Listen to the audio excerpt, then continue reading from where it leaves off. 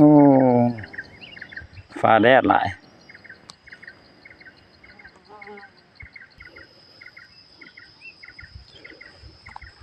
ธรรมชาติที่สวยงาม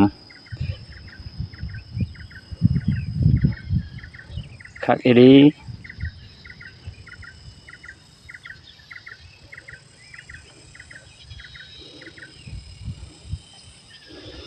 เบื้องนี้เป็นเบื้องบ้านหลัก52ภูปะออกลับแล้วพี่น้องกลับแล้วที่ไปสนามไซบัดนี้ไปสนามไซต่อ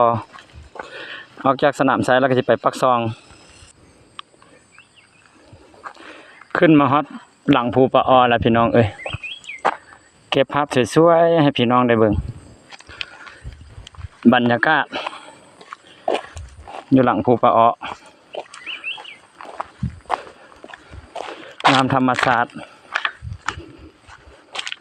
โอ้อัตตปืน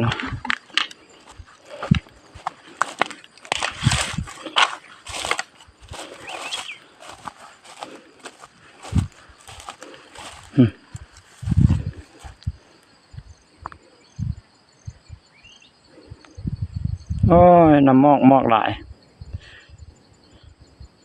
ฝุ่น IPM บ่ฝุ่นยังว่าที่สวยงามมอกหลายมาเบิ่งด้วยตาเปล่าด้วยตัวเองโอ้ยงามธรรมชาติแถวนี้